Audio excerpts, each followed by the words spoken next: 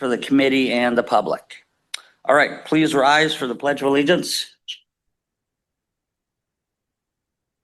I pledge allegiance to the flag of the United States of America, and to the republic for which it stands, one nation, under God, indivisible, with liberty and justice for all. Okay, thank you. State of committee and hearing procedure and statement of hearing notice. Public hearing was published as a Class 2 notice in accordance with Chapter 985 of the Wisconsin State Statutes in the Sawyer County Record and Sawyer County Gazette on September 3rd and 10th, 2025. So with that said, we'll move on to number D then, approval of our previous meeting minutes. Has the board had a chance to review those? Any corrections, edits? Ms. Wilson? I move to approve the minutes from 8:15. Okay, I'll second that. Motion by Ms. Wilson, second by Mr. Savitsky to approve our meeting minutes as presented. Is there any further discussion?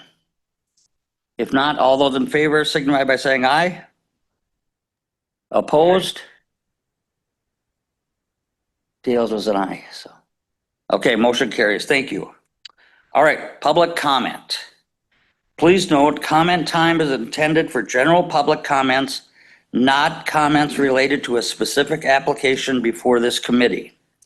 Each agenda item requiring a public hearing will have its public hearing conducted just prior to the application being considered by this committee.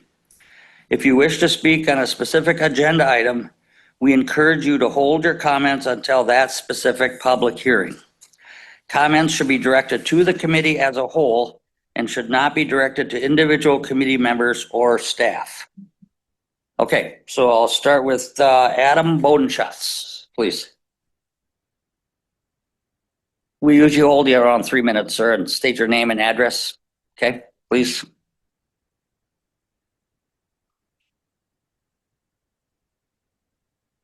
Good morning, Adam Bodenschatz, 9948 Wood Creek Lane, Hayward, Wisconsin.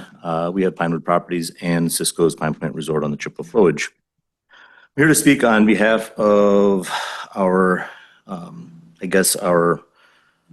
the whole camping cabin park model issue, as I see it. Originally, the original amendment had, an amendment for camping cabins, which I was for, the 30% limitation for park models, yurts, and camping cabins. I was against, and I still am against. I'm here to speak on behalf of that and would like to make some suggestions and then also try and get some understanding of what, where this is all coming from and what's going to happen in the future for our industry and the business that I'm in.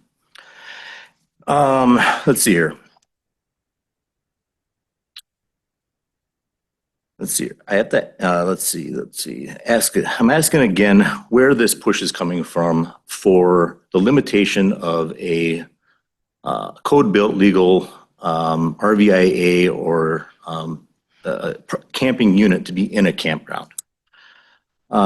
It doesn't make any sense to us. We're not building just random little things on top of trailers and pulling them in and they're not safe or anything. It's an actual camping unit recognized by the entire nation. But here we're trying to limit what we can put in our campgrounds. I don't understand that.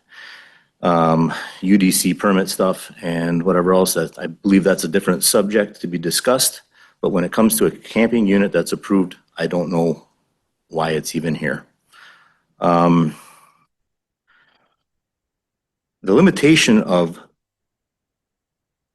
something that is a camping unit in our industry is effectively going to limit how we navigate market conditions in our industry in the camping world. I don't know of any other area where in our area where we're limited on what type of product we can sell, such as in a car lot. I used that at the supervisors meeting the other month. You're gonna limit 1-ton trucks to 30%, and then the rest have to be small cars, SUVs, whatever. I mean, that doesn't make any sense. I guess it could go as far as talking about farms and livestock. You have, right now, beef is hot.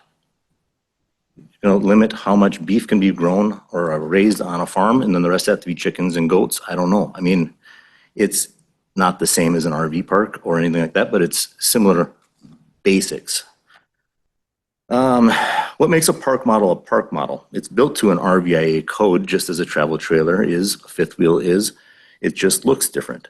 If I'm going to put sheet aluminum siding on a park model and a rubber roof, is it no longer a park model? If the industry decides to put some kind of wood siding or wood-looking siding on a fifth wheel, is it now a park model? I mean, the distinctions, other than the basic looks of them, can be that, I don't know. Adam, we're getting close to 3 minutes, but 3 minutes? keep Okay. going. I'll let you go a little more. Yep. Okay, all right. Well, that's about the basics that I wanted to talk to you about. We don't understand where this push is coming from for park models and limiting our industry and limiting us from navigating how our market is going to be affected. And thank you for your time. Yep, thank you. All right, next I have Miss Linda Zelmer, please.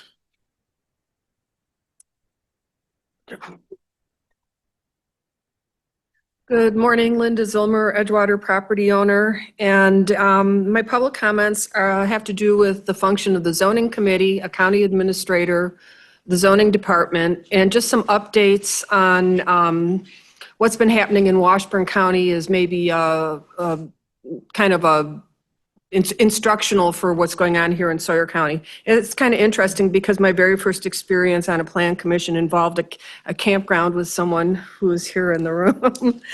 Brings back lots of good memories, maybe some not so great. But on the 2025 Wisconsin Conservation Congress survey, there were two questions that all counties passed to, voted to move on further to the Natural Resources Board and the DNR. One question had to do with campgrounds and the gallons per day effluent per camping unit, which right now, state of Wisconsin is woefully inadequate compared to other states at 30 gallons per day versus many other states at 100 gallons per day. So that's one concern with having camping units that are fully served by all utilities. A second concern was the state has no shoreland density regulations for the number of camping units that can be close to the shoreland. So for homes, there's an impervious surface limit that comes into play. There are setbacks, a 75-foot setback, which is the same for both camping units and for homes. But you can get the equivalent of 5 camping units on the same area that you would have only one home. So that affects both the shoreland and water quality as well as effluent. In Washburn County, there have been a number of court cases recently, and I've attended a few of those hearings. One is the Spooner Lake District sued Washburn County over a conditional use permit for a large campground. Circuit Court Judge Tolan found in favor of Spooner Lake District, so the basically overruling both the zoning committee and the Board of Appeals that upheld the zoning committee. Waco sued Washburn County over their amending their zoning ordinance, and the amendments to the zoning ordinance were to address some of these things like density of camping units and campgrounds. And in that case, Judge Tolan found in favor of Washburn County, and that they upheld the county's zoning ordinance amendments. Again, going to zoning administration. Kind of wrap it up here. Well, I think the previous speaker probably had more than 3 minutes. I'm timing it, so go Okay. ahead, just wrap up, please. Community First, Long Lake. But anyway, so right now, the zoning administrator position is open in Washburn County, but it's not that position alone that influences how zoning operates. It's also the zoning committee. And so there's a lot of parallels between the two counties, the difference here being that Sawyer County has a county administrator who also does department management. So when all these similar concerns and cases are coming to Sawyer County, I would hope the county would learn from what's happening in Washburn County and better address things up. Okay, thank you. Thank you for your comments. Okay, these are all the papers I have. Anyone else for public comment? The gentleman that just came in, do you wish to approach? Yes. 3 minutes for public comment. State your name and address, please. Steve Bodenstadt, 5555 and Deerfoot Road. I got a little handout here. And I thought there can be We just need one between us, sir. discussion of this 30% park model restriction that is come up a couple of times. And this is just a picture of the community of all park models. That's our community that we go through and view. But we don't think that's necessary to restrict our business when we're one of the largest RV park model dealers in the state of Wisconsin. We operate in 6 different counties, mostly in southern Wisconsin. We have no such restriction in any other county, any other township. And they're built to the RVIA standard, the same standard as an Airstream travel trailer, the shiny silver ones. We think the look of the park models, it makes a better looking community. All of our communities, by your zoning, we have to have buffer zones. You can see a little bit of our park at Cisco's from the road because the trees are only 6 feet tall. We planted $40,000 worth of trees there to buffer it from the road and also from the neighbors. And so we're kind of a self-contained little community, if you will. And we don't see any reason why we should be restricted as to what type of camping units, RV units we can put in our communities. It's a restriction on our business. I think Mark Hazelberg, our counsel for Waco, is listening in at the meeting today. I think that the Waco Association would find quite a bit of objection if this goes through. And I think there's possible litigation. I'm not threatening it. And I also needed clarification when this came up about a month ago that the county corporate counsel said that it would not affect existing campgrounds in Sawyer County. It would only be for any new campgrounds. So I'd like to see if that is clarified, please. All right, thank you, sir. Thank you for your comments. Okay, anyone else or anyone online that wishes to speak during public comment?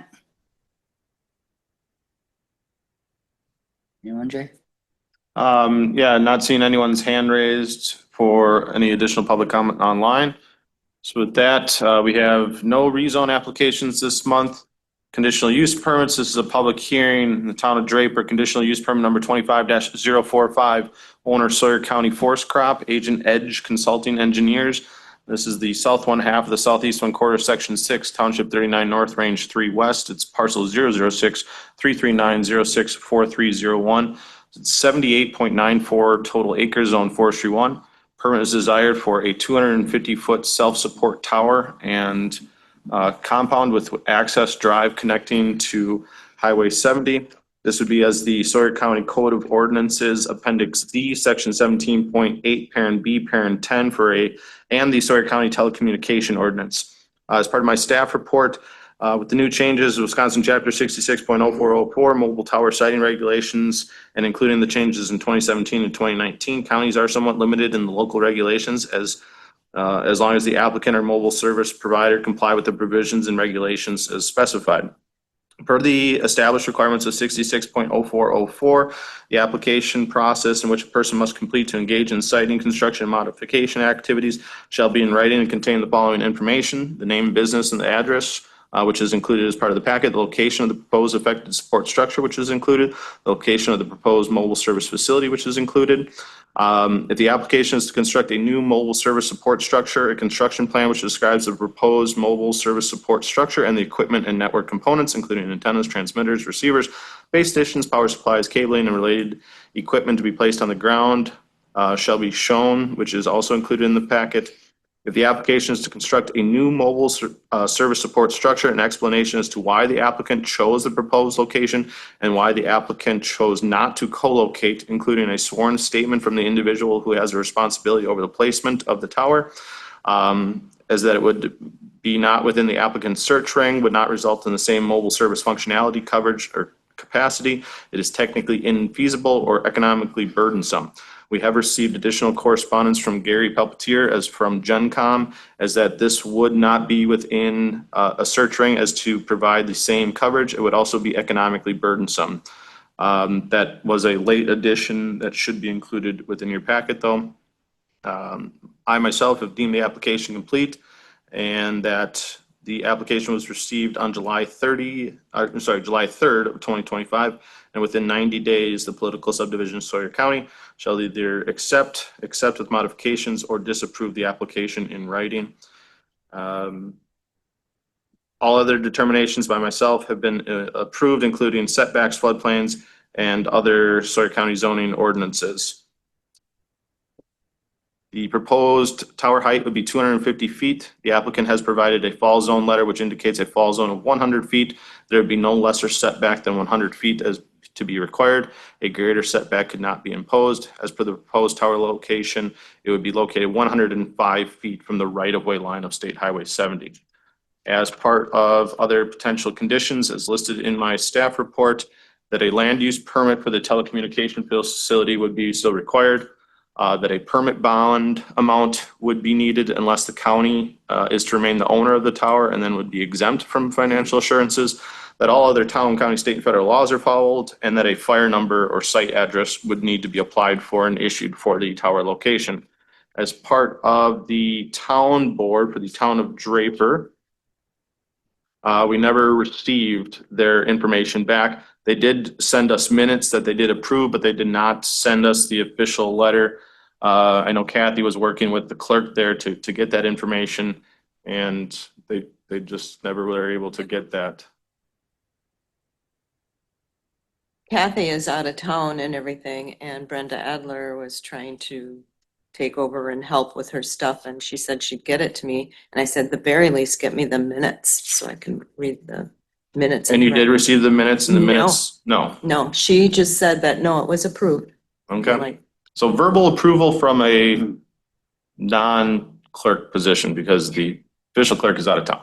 There were 7 additional notification letters sent out to adjacent property owners within 300 feet. 0 comments were received. That is all. All right, thank you, Jay. Committee, then I'll entertain a motion to go into public hearing for the Town of Draper CUP number 25-045. Mr. Carrieinen, Mr. Savitsky, motion by Mr. Carrieinen, second by Mr. Savitsky to go into public hearing. All those in favor signify by saying aye. Aye. Opposed, motion carries. We are now in public hearing for CUP number 25-045. Edge Consulting, would they be the ones we'd call up, or? I believe the represent is from GenCom, which is Gary Okay. Pelletier. Okay. Gary, are you here? Yes. Wonderful. We'll have you state your name and position, sir. Gary Pelletier, Vice President with General Communications, GenCom. Yep. We are the county's radio provider. Earlier this year, we were awarded a contract and it was approved by the board to install a new public safety radio system. And this tower is crucial to that radio system going forward. There are 2 other towers in the area, but they do not provide the same coverage, especially going to the east and into Price County next door. So this tower will cover more area than they did, and it'll really fill in almost the entire eastern part of Sawyer County.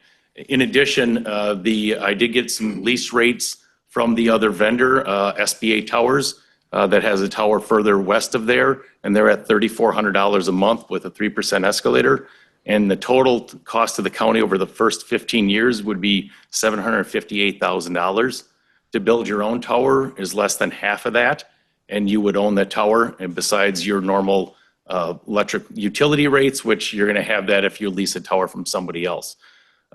In addition, the state of Wisconsin, they're putting in a new radio system called Wiscom. And that radio system, they are looking at that same area for a tower site.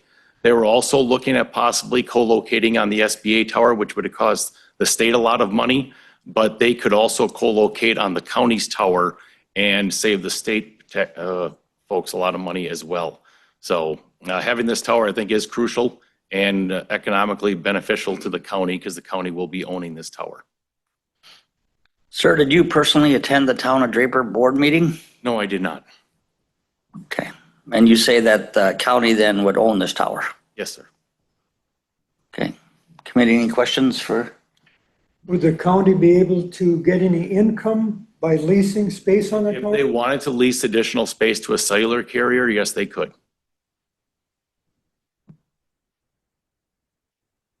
Jay, do you have any more for him? I don't. No. All right. Thank you, sir. Anyone else out there wish to speak in favor of this CUP? Anybody online, Jay? See no hands raised. Okay. Okay, is there anyone that would like to speak against this CUP? Or an objection to it? No? All right. Committee, then are you good with coming out? I would entertain a motion then that we come out of public hearing regarding CUP number 25-045. Ms. Wilson? So moved. Okay. Motion by Ms. Wilson, second by Mr. Savitsky to come out of public hearing on CUP 25-045. All those in favor signify by saying aye. Aye. Opposed? Motion carries. All right, Jay, discussion action. Discussion action, Town of Draper, CUP 25-045, owner Sawyer County Forest Crop, agent Edge Consulting and General Communications. Legal description is previously read into record. Permit is desired for a 250-foot self-support tower as per the Sawyer County Code of Ordinances, Appendix D, Section 17.8, Parent B, Parent 10, and the Sawyer County Telecommunication Ordinance. Keeping in mind any possible action to reference the conditions as listed in my staff report and findings of facts. Okay, committee, Ms. Wilson. Mike, what is your opinion of the Sawyer County owning a cell phone? I'm in favor of this. As mentioned, the cost of constructing this would be about half of the 15-year lease cost on another tower. And beyond that, it was built into the note issue we did this summer to build a tower, and any leasing would have to come out of general fund money. So it's got a dual benefit for the county fiscally. Great question. All right, Mr. Magnuson, do you have anything you want to add or thoughts? No, I think we should go ahead with this tower construction. I think it would be a no-brainer. Can I make a motion to that effect? Okay, you want to help him with that, Jay? You definitely can. Keep in mind when making the motion to potentially add any of the conditions as listed in my staff report, and then findings of facts as to why you've made the motion as such. Okay, are you okay with that, Mr. Magnuson? Well, I don't have that stuff in front of me, so maybe somebody else there should make the motion and I'll second it. All right, Ms. Wilson. I'll make a motion to approve CUP 25-045 with conditions 1, 2, 3, and 4 as listed by the zoning administrator, and findings of fact 1, 2, 3, and 6. Thank you. And is that a second, Mr. Magnuson? Yes, I'll second that. Okay, motion by Ms. Wilson, second by Mr. Magnuson to approve CUP 25-045 with those conditions. You got those, Jay and Kathy? Yeah. All right. Is there any further discussion? Ms. Roker would be okay with this? All right. If not, Kathy, roll call vote, please. Motion is to approve. To approve. Dale Magnuson, Yes. Kay Wilson, Yes. Tweet Schuman. Yes. Marshall Savitsky. Yes. Steve Carrianen. Yes, All in favor. Motion carries. Thank you. All right, Jay, letter C. Town of Bass Lake. Yes, this is a public hearing. The Town of Bass Lake, owner John Nordstrom Trust, agent Hill Construction, is part government lot 2 of lot 1 of CSM number 1510, parcel 0029402352211. It is 2.69 total acres, zoned forestry 1 and residential recreational 1. Permit is desired for the construction of a 40-foot by 60-foot accessory building on vacant property. This is per the Sawyer County Code of Ordinances, Appendix D, Section 4.26, Parent 1, with automatic conditions. Those automatic conditions would be that by granting of a conditional use permit, it will require that within 3 years that a principal dwelling land use permit is applied for, and that the principal dwelling is built within that permit timeframe on the same parcel. Failure to build the principal dwelling will result in citations and order for removals of the accessory structure. This request again is asking to allow for the placement of an accessory structure on vacant land, with being granted the 3-year timeframe, which to take out additional permits to build the primary dwelling. In conversations with the applicant, they are wanting to build a house soon. but have not finalized design plans with the builder. This additional time allowance will give them the ability to do so. Proposed accessory structures to meet all Sawyer County zoning setbacks and use requirements. The size of the pole shed is to be 40 feet by 60 feet. West Shore Lane is a private road, so no additional conditional use permits are needed for building across a town road. As per listed conditions included within my staff report, that a land use permit is required within 12 months of the conditional use permit approval for the accessory structure, the pole shed. That a land use permit is required and applied for the principal structure within 3 years from the date of the zoning committee's decision. Failure to apply will result in citations with potential order for removal of the accessory structure. The proposed accessory structure is to meet all other Sawyer County zoning and conservation requirements, including setbacks, and also compliant with all other town, county, state, and federal laws. That the size of the accessory structure not to exceed 2,400 square feet. Generally, when someone says I want to build a 40 by 60, I usually just take that square footage in case they say, oh, it'd really be nice to have like a 30 by 64, just as long as it is less than the 2,400 square feet and may not contain any habitable living area and not allowed for any type of commercial use. As by action of the town board, motion was approved. Justin Hall, Chair, Marshall Savitsky, Supervisor Dave Albert, Supervisor Jim Evans, Supervisor Don Adams, Supervisor. The comments is the conditional use would not be contrary to public interest and would be in compliance with the spirit of the zoning ordinance because it would not be damaging to the rights of others or property values. It would not be detrimental to ecology, wildlife, wetlands, or shorelands. It would not create an air quality, water supply, or pollution problem. It would not create traffic or highway access problems. The land cannot be sold if the house/dwelling has not been constructed or a permit pulled for the construction within 3 years. The building must be constructed within 4 years. Drainage mitigation must be done because the size of the building and proximity to the lake. Signed, Tammy Brown, Town Clerk. There were 18 additional notification letters sent out to adjacent property owners. One additional comment was received with objections. That was from a Mr. Steve Buckhart. Did the committee have a chance to review that comment? Committee? Yes, they did. The committee has acknowledged they have received and reviewed that comment, therefore be it incorporated into the record. That is all. Okay, thank you, Jay. All right, at this time then I'll entertain a motion to go into public hearing in the town of Bass Lake, CUP number 25-047. Mr. Savitsky. I'll make that motion. Okay. Second. Okay, Ms. Wilson, motion by Mr. Savitsky, second by Ms. Wilson to go into public hearing on CUP 25-047. All those in favor signify by saying aye. Aye. Opposed? Motion carries. We are now in public hearing. All right, is someone from the John Nordstrand Trust here? All right, sir, state your name and address for us, please. Hi, Jeremy Hill, Town of Lenroot. And I'm with Hill Construction. I'm the contractor for the Nordstrands, and they like to build a 40 by 60 pole barn, storage of boats and utility vehicles so they can use their nice lake lot. For you, No, but thank you. just nice modifier there. Sorry. Yeah, they've got a large lot that's 2.7 acres, and we're in the design process for their new lake home. That would be on the lake side of the private road, and their intent is to start that within a couple of years. And they would just like to do the accessory building on the off-lake side for now so they can start to use their property. The pole barn would be built back off the road quite a ways towards the back corner of their lot, so it would be hardly visible from the road. So there's no other buildings around it. It's all larger acreage around it, so it looks like it would fit the neighborhood well. I have a question if I may. Yes, Jay. I think I previously talked to you about this, but you are able to maintain all the applicable setbacks on that location, including a 40-foot rear lot line setback there? We are. Okay, thank you. Committee, further questions for our builder? All right, thank you, sir. Thank you. Anyone else here wish to speak in favor of this CUP? Nobody online, Jay, with a hand up? No? Okay. Anyone here wishing to speak against this CUP? All right.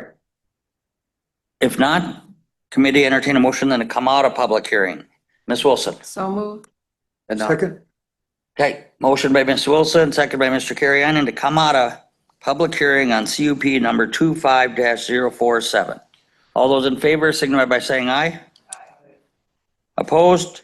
Motion carries. J, discussion action, please. Discussion action, Town of Bass Lake, CUP 25-047, owner John Nordstrom Trust, agent Hill Construction. Legal description is previously read into record. Request is for the placement of an accessory structure on vacant land, be granted a 3-year time frame in order to build the primary dwelling. Keeping in mind the list of potential conditions included in my staff report, including but not limited to the size of the accessory structure not to exceed 2,400 square feet, and then findings of facts as to support the motion that you would make. That is all. Thank you, Jay. All right, committee, Ms. Wilson? I had a question. Yes. So is this one lot? It is. It is one contiguous lot, and I'll call it the roadway that bisects it is a private road.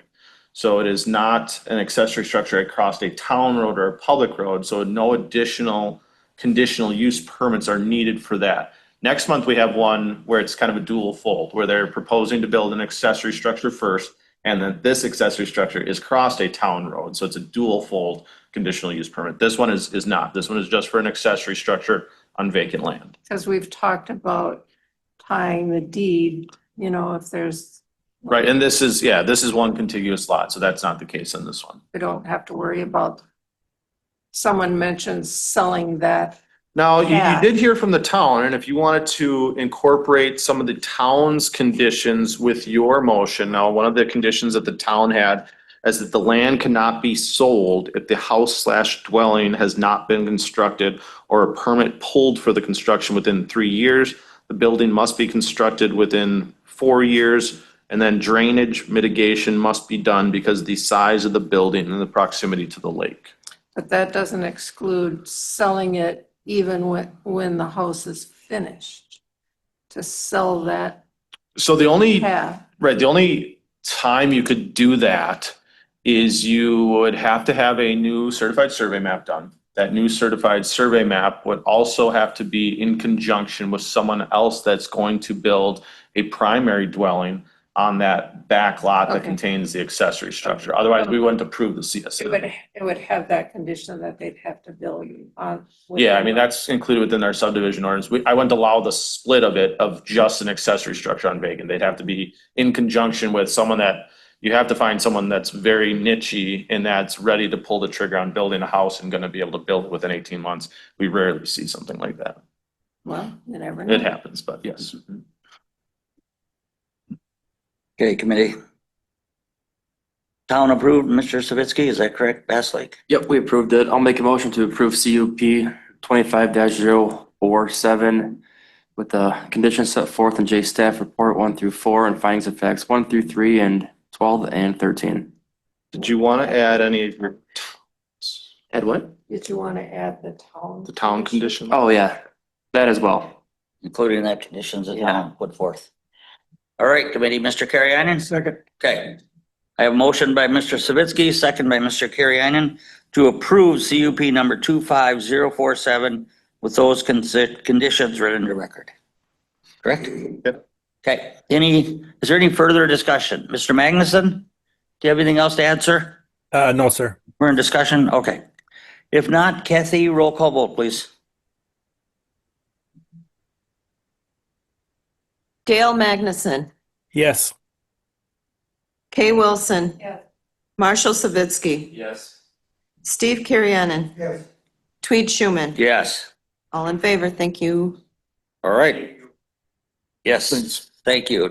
Moving on, this is Public a hearing, yeah. public hearing in Town of Hayward, conditional use permit number 25-048, owner Stuart and Denise Sayer, Stonewood West subdivision, lot 6, block 4, parcel 010-176-040-0600. It is 1.55 total acres, zoned residential 1.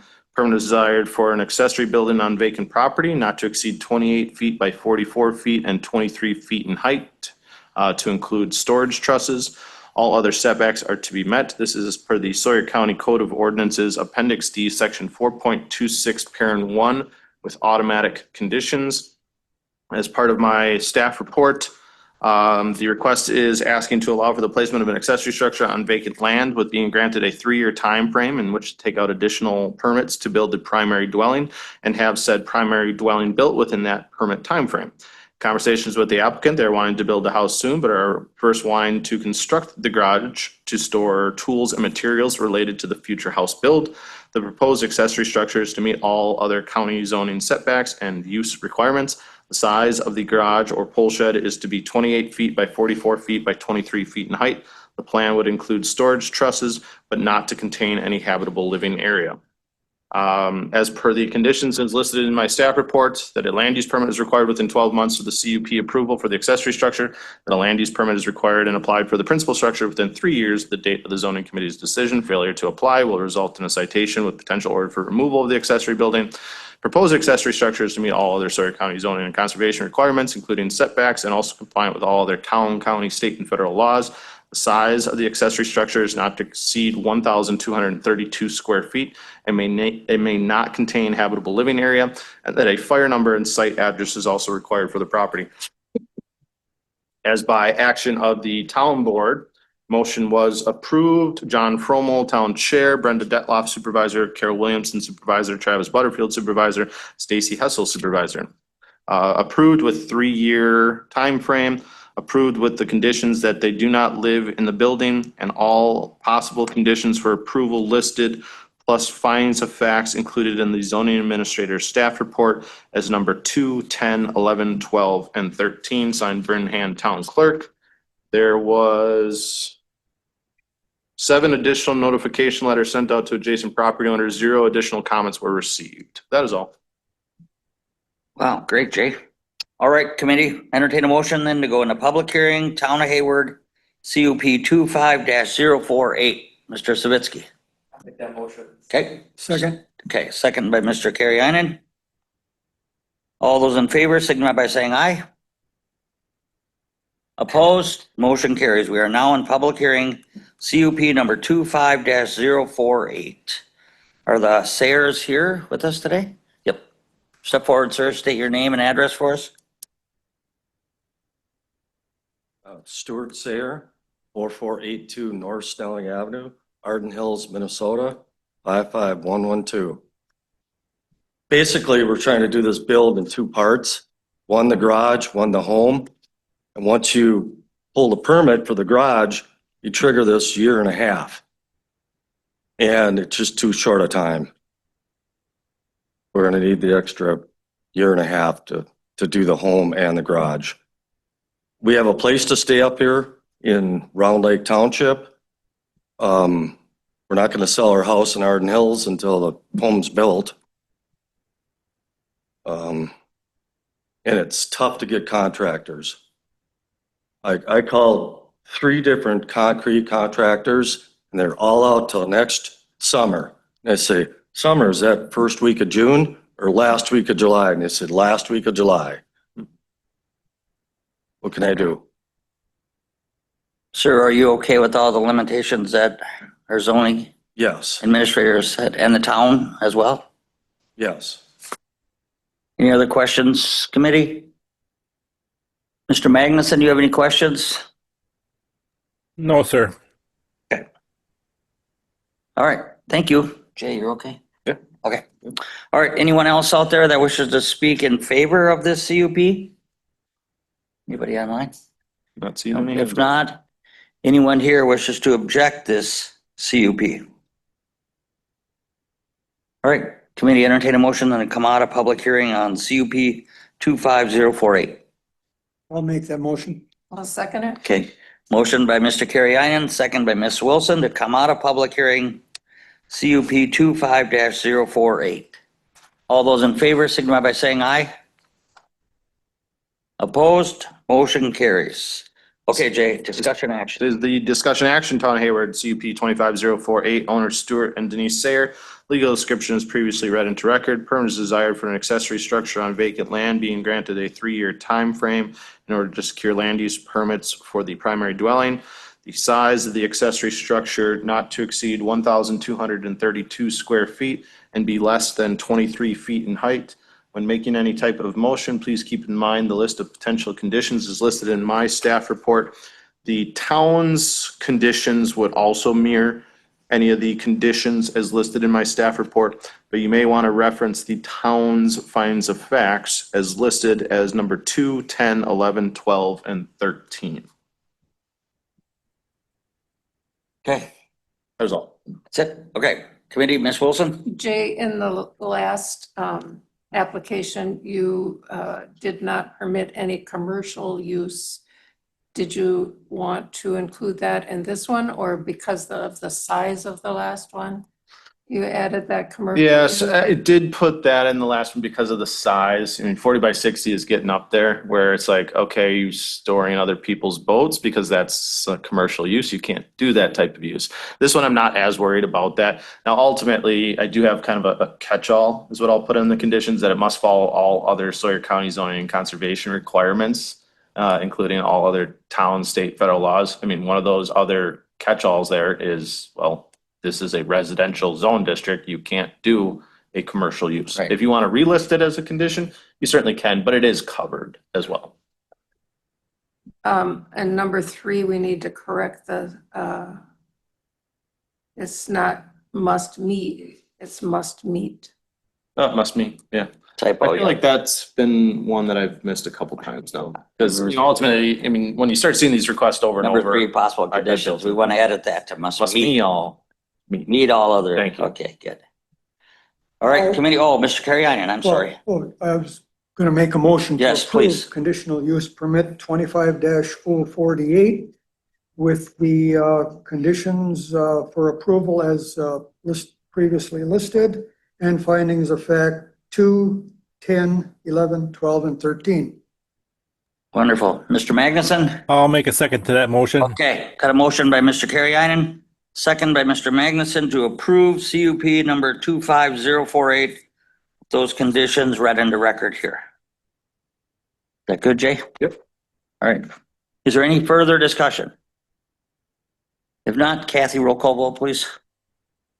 Kay Wilson, Yes. Marshall Savitsky, Tweet Schuman, Yes. Dale Magnuson. Dale Magnuson. Yes. Thank you. Steve Carriennen, Yes. all in favor. Thank you. Wonderful, thank you. Motion carries. All right, moving then, Jay, to preliminary plat review. Yeah, this is a public hearing in the town of Coudray. This is for Discobia Woods, a preliminary subdivision plat. Owner Secluded Land Company LLC. This is located in the northeast 1 quarter, the southwest 1 quarter, parcel 004-83815-3101. It is 40 total acres, zone forestry 1. Discobia Woods is for a proposed 4-lot subdivision, which would be a total of 7 lots of the existing parent 40-acre parcel. This requires zoning committee acceptance, conditional acceptance, or rejection. As part of my staff report, again, the applicant is seeking for a county subdivision plat that would be consistent of 4 lots, and this would be 7 lots in total. The subdivider has already been approved for a certified survey map that has split the 40-acre parcel into 4 separate lots. This practice is commonly done in that 3 of those new children lots can be sold separately, while the larger 4th lot seeks approval for additional lot splits through the county subdivision plat process. The larger lot 4 consists of 22.97 acres, and then that lot is being proposed to be split into 4 additional lots. This is now a subdivision. It results in more than 5 lots within a 5-year time frame, which does require the approval of a subdivision plat. This is per the Sawyer County Code of Ordinances, Appendix C. I have reviewed, county surveyor has reviewed, we have conditionally approved that the preliminary plat has met all the requirements and complies with the provisions for public notification as for an application for conditional use, as well as applicable fees. The subdivider shall comply with Section 6 of the subdivision ordinance for any additional roads. All lots on this one either have town road access or county highway C access, except the proposed lot 7. Proposed lot 7 would be as a private easement road off of Paradish Road. All lots are to remain Forestry 1 zoned and contain more than 5 acres. The town of Coudray has already approved residential buildings within the F1 zone district, as part of this development through a special use process that was held at the town board level. The subdivider, prior to 1 acre of earth disturbance, will need to submit for a stormwater management plan to the Wisconsin Department of Natural Resources. I myself has deemed the application as to be complete. By action of the town board, motion was approved. James Bassett, Town Chair, Phil Miles, Supervisor. No additional comments, cited Charlie Warner, Town Clerk.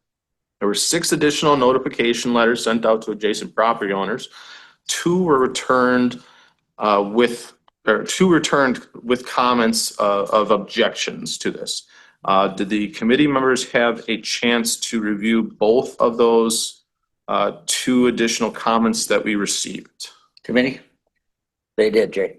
The committee recognizes and acknowledges that they have reviewed the comments and objection and therefore be it incorporated into the record. That is all. All right, thank you, Jay. So at this time then, we'll entertain a motion to go into public hearing in the town of Coudray on our Tuscobia Woods preliminary subdivision plat. Mr. Savitsky? I'll make that motion. Thank you, sir. Second. Okay, motion by Mr. Savitsky, second by Mr. Kariainen to go into public hearing, town of Coudray, Tuscobia Woods preliminary subdivision plat.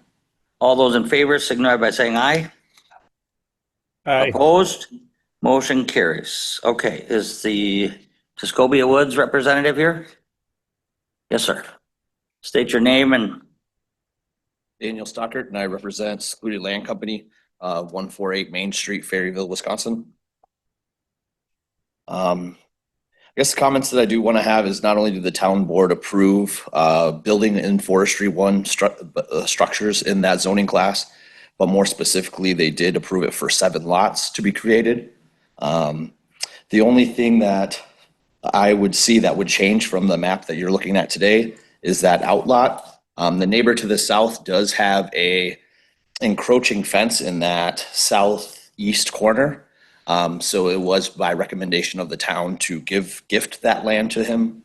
I'm in talks with him. He is actually discussing it with his son, and he might reject it, in which we might also dedicate that to the town in case they ever wanted to widen up that road. So that's kind of the only other thing that would change. And for those that aren't familiar with what he's talking about, there's actually a portion of this section line goes south of Paradish Road. You can see they're very on the bottom there. It's kind of hard to read, but it does reference Outlot 1.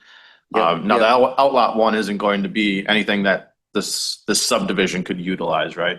But it is something that it does need to be shown, and whether or not, again, it's going to be sold to that adjacent landowner to the south or deeded to them, or deeded to the town road or to the town. It is something that'll need to be figured out as part of the final plat approval process. And that's just a fraction of an acre then, or how? Yeah, large is- 0.2 it looks like. Okay. And two. Sure. Yeah, when you start scanning stuff, it starts to get, we'll try to get a better legible for the final for sure. But that doesn't affect any of these lot sizes next to it or on the other side of the road, correct? Correct. Yeah. They're all over 5 acres then? Yeah, Without each of the 7 Yeah. is to be over the 5 acre minimum. Now, again, you can see where the solid black line is around. That's what you're actually looking for approval of the subdivision. Oh, sure. These other lots along Highway C have already been approved by certified survey map, right? So again, this committee wouldn't review certified survey maps. Certified survey maps can be for up to a 4 lot subdivision. It's that 5th lot that triggers a plat process. So again, it's a common practice to start recuperating some money back, that you come in, do the CSM, the certified survey map first, keep one of those parcels or lots as a large chunk of acreage, and then just do the plat on that larger acreage. We've seen this a couple times now in the last few years, and that is the case here as well. Okay, committee, any other questions for our gentleman in front of us? Mr. Magnuson, you have any questions on this? No, sir. Okay, thank you. All right, anyone here that would like to speak in favor of this Tuscobia Woods subdivision plat? If not, anyone here wish to speak against this subdivision plat? Yes, sir. State your name and address, sir. My name is David Warner, 3720 North County Road C, Exland. I am actually the one that you were discussing, that small sliver of parcel of property. And I am a landowner to the south of the Pradish Road. Oh, sure. Okay. I also am a trustee to the family trust that is to the west of County Road C and to the north of the parcel of the property that is in question here. I'm not against the sale of the property as a whole, 40 acres. We are against the parceling of the property because we don't know what that entails as far as who comes in, who does what with those parcels of property. As a landowner, farm owner, as a contractor, I'm well aware of the benefits to it, also the negative to it as well. And we've opted as a farm to not disturb the property, not do anything. We've gone to no-till to maintain the wildlife that is there, that surrounds that. Our concern is that any development of that is going to create a negative influence to our land and the fields that are surrounded. If you were to visualize that, those fields provide forage for our cattle and for other things as well. And we feel that if that property were to be disrupted, that's going to be a negative on our cattle operations and foraging for harvesting for croplands to feed our animals, and we'd actually have to supplement and buy elsewhere. Again, we can't control what's going to be done there. Once if it is parceled off there, they could clear it. They could build 7 homes on there. We don't know, and it's not precedented in that area from 27 and 70 south going towards Leamington to the railroad tracks. There are 11 homes in 2.5 miles. Right now, if you guys parcel off, there are 7 homes could be put on that property. And there's only 11 in 2.5 miles going down County Road C. There is no parcel of property. This is not precedented for that area. It may be in other areas, but that's not a precedence in that area to lot off. Even though it's been approved by the town board, there's no precedence for it in that area at all. Again, we're not against the selling of the property as a whole. We're just against the selling of the parceling of it, if that makes sense. All right. Thank you, sir. Yep, thank you. Appreciate your comment. All right. Anyone else in objection to this? If not, committee entertain a motion to come out of public hearing then on Tuscobia Woods preliminary subdivision plat. Marshall? Make that motion. Okay. Second? Motion by Mr. Savitsky, second by Mr. Kariainen to come out of public hearing on Tuscobia Woods preliminary subdivision plat. All those in favor signify by saying aye. Opposed? Motion carries. Jay, we are out of public hearing. Discussion action, the town of Coudray for Tuscobia Woods preliminary subdivision plat, owners secluded land company LLC. Legal description is previously read into record. The preliminary subdivision plat is proposed for a 4-lot subdivision. This would be then for a resulting total 7 lots of the 40-acre parent lot. This requires zoning committee acceptance, conditional acceptance, or rejection. Okay. So Jay, Committee? how is the land around it zoned? I see RR2. Looks like then egg 1. RR2 to the north and to the south, and then where is the ag land? So I have it up on this map. Yeah, it looks like, yeah, it is RR2. Let me grab an additional map here real quick.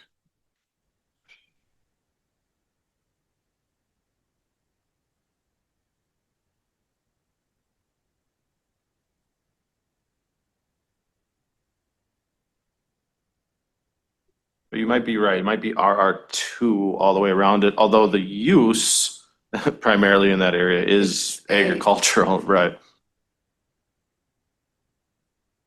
The pictures, it looks like a lot of forest. For the actual subdivision area, yes. I myself have been in that area before. There used to be some managed forest law, which is open to public hunting in that location. So I've actually hunted in that area before. It was thinned and cleared quite a while ago. So I do believe the majority of that area is just maybe like a 10-year-old aspen stand right now. Is that fairly accurate? Yeah. That water? Is this orange water? No, those are just topography lines. It's a 10-foot contour on there. Is there any water on that land? There is not, no. See that sliver of land too. There we go. All right, committee, we've got three options here, right, Jay? Yes, acceptance, conditional acceptance, or rejection. If there is to be a rejection, there's some specific language in which you would need to reject, or how you could Do you have any reject them. conditions we would put on an acceptance of this? Generally, you wouldn't have any conditions on any type of subdivision plat. Gotcha. Now, if someone was to come back in and want to rezone and further subdivide, you could Sure. use the elements that, well, we approve the plat as the 5-acre lot split, and therefore we're not allowing a rezone for further fragmentation, right? Right. And for whatever reason, my internet's not great. There it goes. So you got Egg 1 to the west. Mr. Warner's, who just spoke, is also zoned Egg 1 to the south. And then to the north of that is also Egg 1. So I'm not sure why on that one map, it does show that RR2 as well. I'll look into that from our land records department as to why that was kind of showing that RR2. Yeah, because on this one, the map that I have back up, it shows RR2, but that's not the case. It is actually zoned agricultural 1. Okay, committee? I'll make a motion to approve Tuscobia Woods. To accept, approve the Scobia Woods Yeah. preliminary plat, Correct. correct? All right. Okay, Ms. Wilson? Oh, I'm sorry. Okay. I would second that. Okay, motion by Mr. Karyainen, second by Mr. Savitsky to approve, accept the Tuscobia Woods preliminary subdivision plat. Sound good, Jay? Okay, in discussion, Mr. Magnuson, any concerns, questions, sir? Tweed, would this affect No, somebody's sir. cattle operation? Just a second, Marshall. Go ahead, Mr. Magnuson. Yeah, no, sir. Okay, Marshall. I don't know anything about cows. You do. Would this affect somebody's cattle operation? Well, he brings up a good point. I mean, not with commercial use, probably, or residential use, there could be more activity over there. I like his thoughts though on the regenerative of the no-till drill and things like that. We implement that and that carries a lot of weight, but that's a good question. Correct. So if someone was to cut the woods next to your pasture for where your cattle are contained, how does that affect? That would affect shade, but actually the grass would actually grow better. Opening, removing the shade.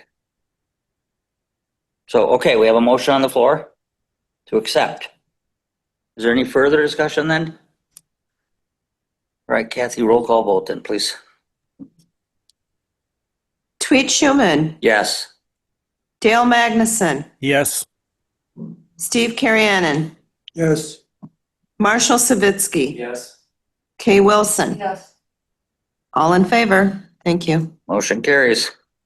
I think new we can, business? yeah, I think we can get through item A and item B. And then I guess before we get to item C, I would request a short Sure. recess, if that's all right. So, Okay, item A I have is a proposed, new fee schedule update.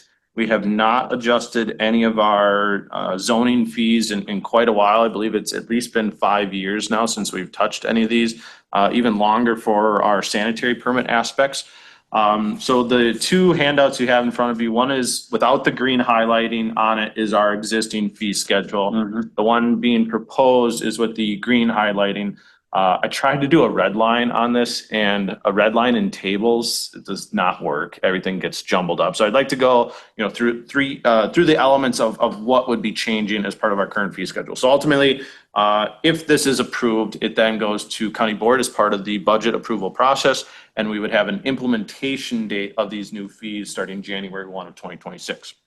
So that's the first effective date change is the one up on the top. Moving down to telecommunication facilities. I did include tower modifications as requiring a permit and a fee. We've seen quite a few cell providers that are either swapping out antennas or adding new antennas or adding new providers on that. We currently have been charging and requiring permits for modifications on towers, but we just wanted to make sure that we got that into the fee schedule in case there was any additional questions on that. Sanitary permits, we are recommending, currently we're at $400. We would be looking at an increase to $450 on those. By even just collection of additional $50 on sanitary permits, we do receive close to about 300 sanitary permits a year. That would be a $20,000 increase. And we are a little bit different in other counties in that regard, in that we have a flat fee for all types of sewer systems. Other counties have it broken out that it's, you know, $5.25 for holding tanks and $4.25 for mound systems and $3.50 for conventional systems. And a lot of other counties, and we used to have that too, but a lot of other counties, the plumbers are, you know, submitting the wrong permit fees then, and it just becomes more confusing. So we've done straight line for all types of systems, and again, a $50 increase, be it in there. Our county sanitarian, Eric Wellauer, had also suggested that instead of, you know, a site change, as part of, you know, moving down on the sanitary permits, we change that to plan revisions, just kind of cleans up some language in the fee schedule there. The Wisconsin Fund, that is a line item that we are striking out. Wisconsin Fund is no longer available through the state budget process. I'd also, moving down, had struck out the zoning ordinance book. Ultimately, if someone wants a copy of the zoning ordinance, everything's online, everything's virtual now. If someone wanted a hard copy ordinance, we would still print that off for them, and we would just charge them for the pages of the copies, which is also listed in the fee schedule. So we're just trying to clean up some of these line items, because ultimately I always want this to be a fee schedule that can fit front and back on one legal size paper. So the times that we're able to remove some of these to kind of make some new columns, the better for us. Moving then to the back side of the second page, we are looking at increasing the general land use permit fee amounts for habitable or principal structures. So we are looking at a $50 increase on new dwellings for the square footage requirements. Now, again, why you don't see the adjustment in the 101 to 199 or the up to the 499 is ultimately you can't build a principal dwelling that's less than 499. That's only allowed for temporary guest quarter provisions. So it would start at the minimum size square footage, which is the 500 square feet, and we are proposing a $50 increase per those square footage breakdowns. Also then moving over to addition alterations, we are seeing quite a few, large, additions onto houses or alterations onto houses. So I've proposed a $25 increase on those addition alteration projects across the board per the square footage breakdown criteria. Moving down from there, shoreline restoration. We also do what's known as shoreline alteration projects too. So shoreline alterations are only allowed for specialized conditions, whether or not you have some large erosion occurring that you would need to bring additional fill. We call that a shoreline alteration, a newly created ice ridge that you're not able to remove by hand and need to bring machinery in to smooth that out. We would call that, again, a shoreline alteration. The premise of that is that you're also furthering buffer zone restoration. So we just make sure that we're including all of the specialized projects that we have. I did remove reproduction and recording tapes. I've not had anyone in probably 15 years request a recording cassette tape of any of our audios, nor do we even do them anymore. Everything lives online through YouTube. So we're removing that, cleaning up. And then the one big one that I have here on the bottom is right now we have the elements that if you've started construction without being issued a valid land use permit, that you could be charged a double permit fee. I would like to have that as to a triple permit fee. And the reason why is, if we go, citation routes, which we have issued several, I think we're up to close to 12 citations this year. But those citations, once we issue them, they go through the court process with our corporation counsel, TJ Duffy. And we never receive any of that fund money back into our department. It goes to the general fund through the court systems. If someone was to, build a garage and said, oh, I didn't know I needed a permit. Well, I don't know what day and age you're living in that you don't think you need a permit to build a garage. And to implement a triple permit fee internally is going to be a much easier process than saying, you know, well, we're going to give you a citation now because you started building this without getting a permit. So it's a quicker way for us to instill some type of penalty for that individual and also recuperate that fund back directly into our department and not just through the court system. So also frees up the court's time on those kind of matters too. So Sure. those are the proposed changes I have and would be looking for any additional discussion on that. And ultimately a motion for approval to, will recommend approval. And then I would include that amended version to Mr. Markram as he prepares the budget for county board. County board approves that budget. It would be an implementation date then of January 1 of 2026. So, Mr. Markram, would that be a positive effect on our budget then, sir? It appears it would be. It would generate more revenue, yes. Ms. Wilson? I know we're talking about a moratorium on solar, but we don't have anything on a solar permit here. And if we don't have that, then we'd have to amend it this. Do we want something in here for solar? We could. Yeah, I thought I would probably cross that bridge when we got to a more, ready ordinance and then, potentially look at what fees should be for that. Right now, if someone wants to do, their own personal storage, put up a panel in their yard, we would charge that as an accessory structure square footage. So if you have a 350 square foot panel, you go to accessory structure, 350 square feet, you'll owe a $100 permit fee for that panel. I guess I'm talking farm. For small scale, for over that, what is it, like 0.2 megawatt that requires, small scale permits. I've not started to look at fees. I haven't started to look at what other county fees are on that. If we want to set something and put it in there now, great, we can. If not, we can make that amendment once we, make that potential ordinance moving forward too. I was just trying to, Fast track it a little. Yeah. Yeah. so But that you it probably didn't have have to to amend it come again. here and then go to the county board. And I have to, that wouldn't be that difficult for me to make that amendment later. I mean, we're already bringing forward a potential ordinance and I think I can kind of, have those two together when it does go through a public hearing process and county board ratification. Okay, pleasure of the board. Sawyer County Zoning Administration Fee Schedule Amendment. Marshall? Make a motion to approve it? Okay. Mr. Magnuson? Yeah, I'll second that. Thank you, sir.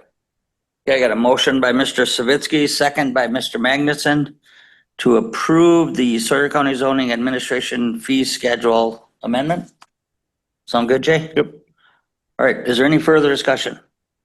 Mr. Karianen, you okay with that? All right. If not, all those in favor signify by saying aye. Opposed? Motion carries.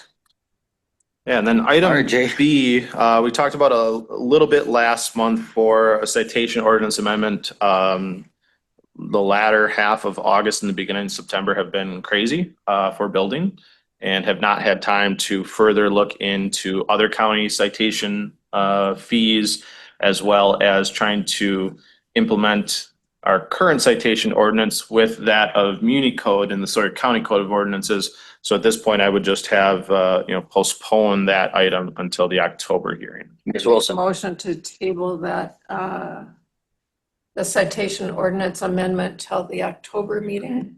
I'll second that.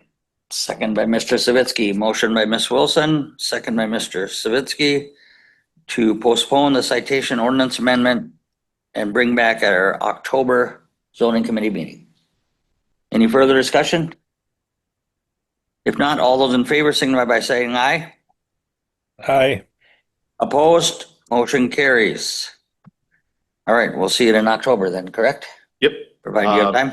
And then And then there's been a 5 minute 5-minute would be. 5 minute recess and we'll come back at 9:45, please. Thank you.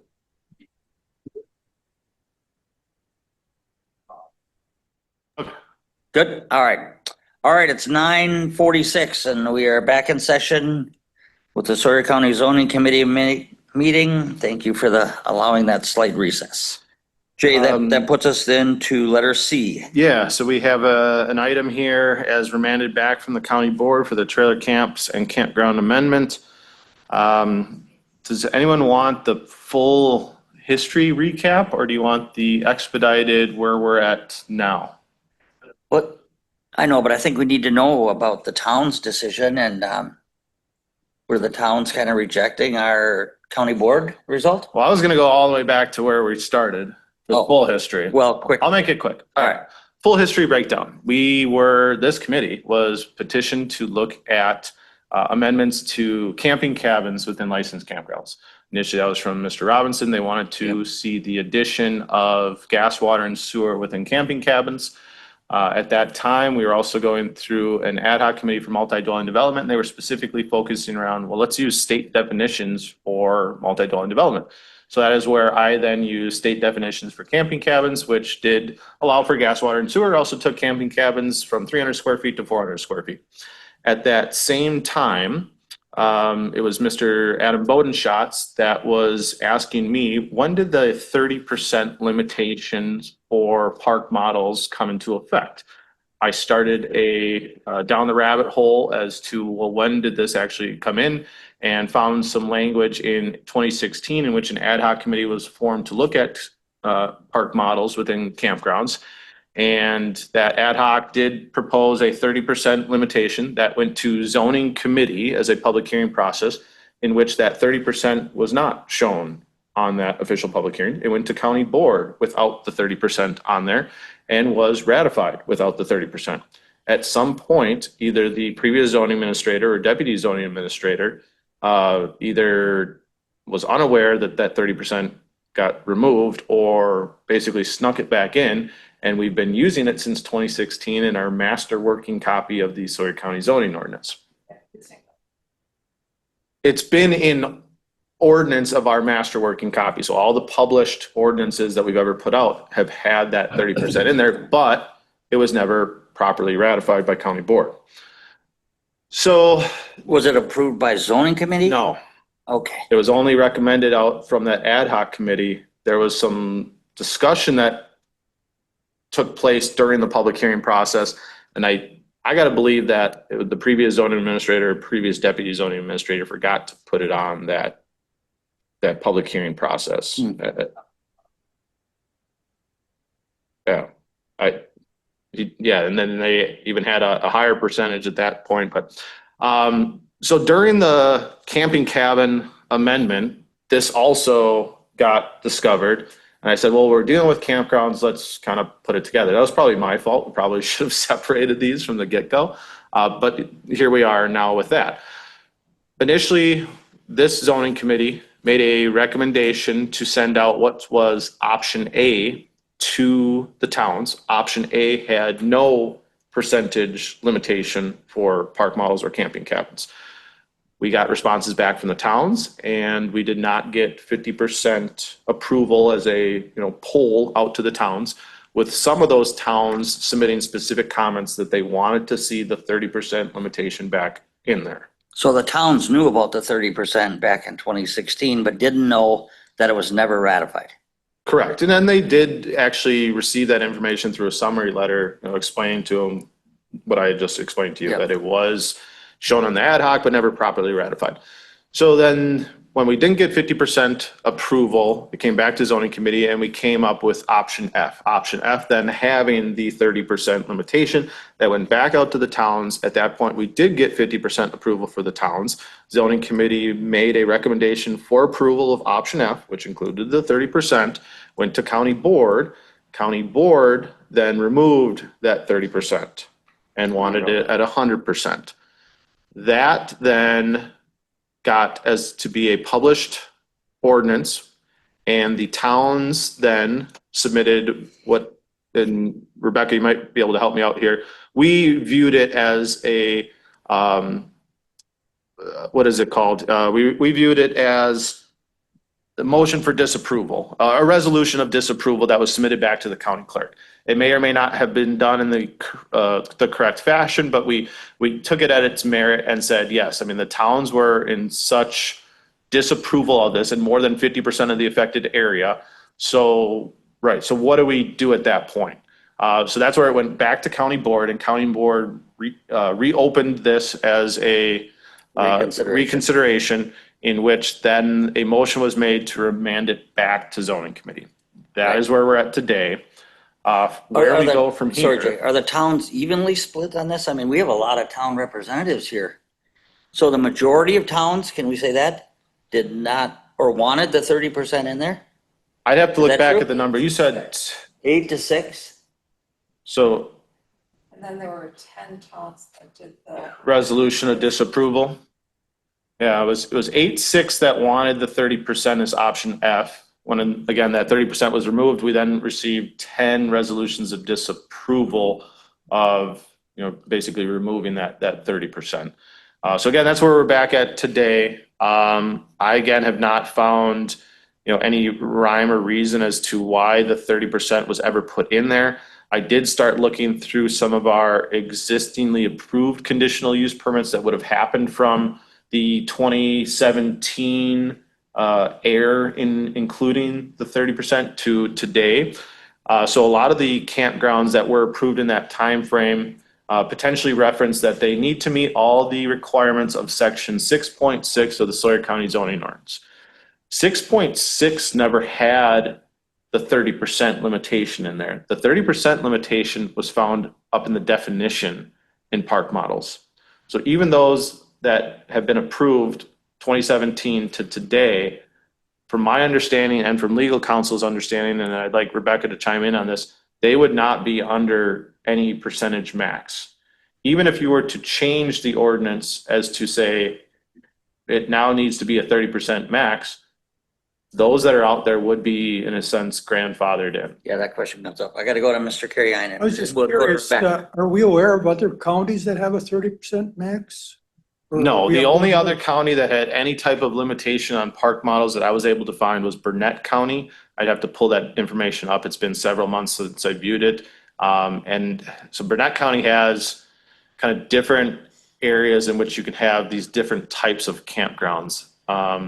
So they have like a residential commercial zone district, which doesn't have any limitations on park models. And then they have like a rural campground, and that one does have a percentage of park models. But that was the only other county, basically in all of Northwest Wisconsin, that had any limitation on camp. And then to the extent that it's, there isn't a big difference between those who are for it and towns against it, could this be a town matter, rather than a county level matter? Potentially, we'd have to really go back to similar as to our private land camping, where we would potentially have an option breakdown, or option one, and towns would have to select their own options. Option one could be 100%.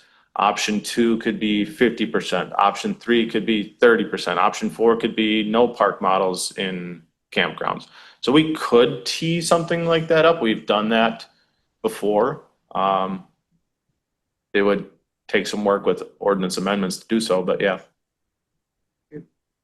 Rebecca, we'd like to hear from you now to kind of comment on Jay's explanation here. Yes, good morning, everyone.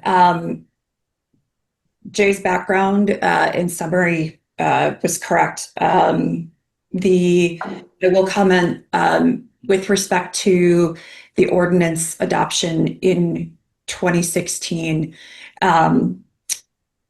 We cannot recognize that 30% limitation because it was not approved by a county board. So even if something is written into an ordinance, regardless of intent, unless it is approved by county board, it is not effective. There are some statutory limitations on that rule, but those go to administrative mistakes, whether something was procedurally approved properly. So in our opinion, mine and Andy's opinion, the 30% limitation that was thought to be in the ordinances previously is not effective. And so therefore, any prior campground approval does not have that restriction by virtue of the ordinance. This is where it gets a little bit difficult, because if a conditional use permit was approved based on a condition of that 30%, then it may be a condition. And so Jay and I have talked extensively about whether there's any of those situations out there and how the county will address them if they ever arise or there's questions. But from your standpoint, the summary being the county ordinance does not have the 30% limitation currently. With respect to the process and the approval of option F, and the county board's removal of that 30%, that was within the county board's discretion. I understand there's lots of folks who disagreed with it or felt that it didn't follow, the process of the committees doing all of the legwork and then county board accepting that committee work. That's a separate issue. From a legal standpoint, the county board did not act outside the law when it approved the ordinance with the 30% limitation. Under 5969, there is that process of the resolution of disapproval that Jay mentioned. And we did receive those from several towns, again, not speaking to the accuracy of those, but the county decided that it was appropriate to have the county board reconsider in light of those town objections. And so that's why we're here today. As we get into this discussion, I just want to advise the committee that I understand you did a lot of work on this, and you may be inclined to say, we already did the work on this, we're just going to reapprove what we forwarded before. I'm going to caution you against that. Based on the directive from the county board, I advise you to treat this as a new ordinance consideration, which means you have to go through your process again, which also means I think you need to have another public hearing. And I think that this needs to go back to the towns again. We may come back with the same exact answer that we had in July. And that's okay. And I understand that many may think that that is wasteful government. However, in this situation, I do not want the county to face any sort of legal risk based on failure to adhere to the zoning ordinance adoption requirements in Chapter 59. And so that would be my advice to you. Sure. Again, So Rebecca, you feel pretty strongly then, and you're advising us that this should be sent back to the towns and hold another public hearing yes, absolutely. next month, correct? Even if we make any changes or refer that back. Absolutely. And that's a very good point, Mr. Chairman. If you want to make changes, you certainly can. And I think that's the discussion you're going to have. So if you decide to adopt a different version than what you did before, when I say adopt, I mean what you are going to send to the towns and then recommend to the county board, you absolutely can come up with a different recommendation if you so choose. And that's the discussion that I think we need to have. And then again, following that process. Sure, thank you. Rebecca, I had a question. Yes, Kate. Can the ordinance refer to park models, which has a definition that includes the 30%, and then say that it doesn't include the 30%? It's like there's something wrong there. Couple things on that note. It's my understanding that the addition of that 30% was part of what was not adopted by the county board. And is that correct, Jay? I'm sorry, say that again? The reference to the 30% in the definition that Supervisor Wilson just referenced, that 30% reference was part of the ad hoc committee's recommendation that was never adopted by the county board, correct?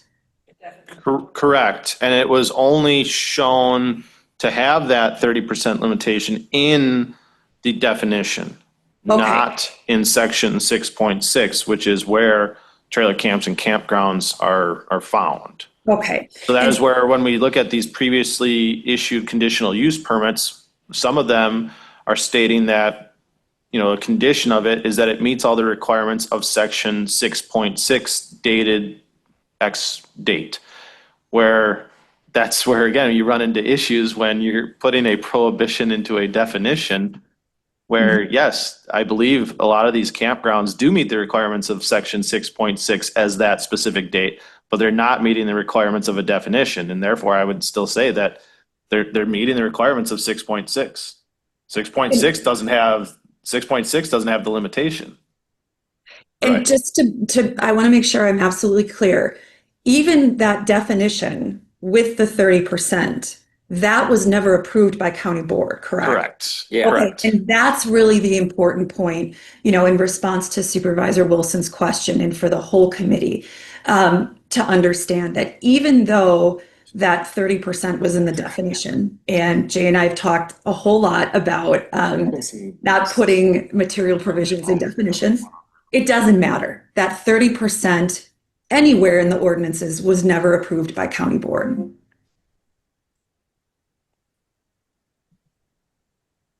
And I think that's the trouble that a lot of people are, you know, facing right now, where we're wanting to potentially take something that an ad hoc committee approved, you know, 12 years ago and right now it's at 100%.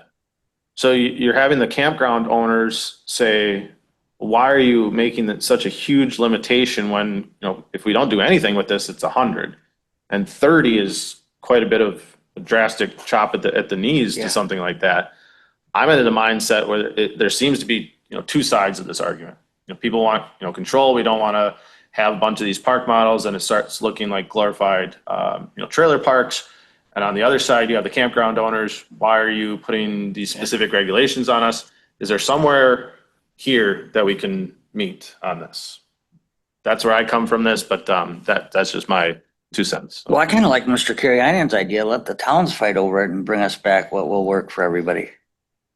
Why are we limiting to 30%? I mean, and I think it was Bass Lake, Marshall, that said they had justified the 30% way back when, but that's, I'm sure, before you got on, but I had heard from townspeople in Bass Lake that they wanted that in there. They were part of that ad hoc committee.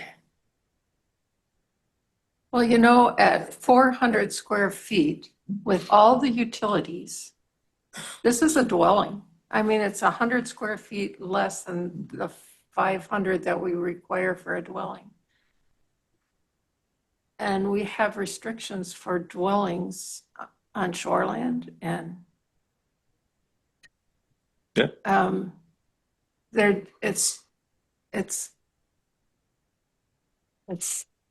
tough to accept something that is so much like a house. And like others have said, you could have multiple along the shoreline. And why can you have multiple 400 square feet where you can only have one 500 square feet? Well, I would like to see this committee follow our legal counsel, that we at least move it back to the towns and hold a public hearing next month. Is the do have, committee all in We're favor gonna of that? send back.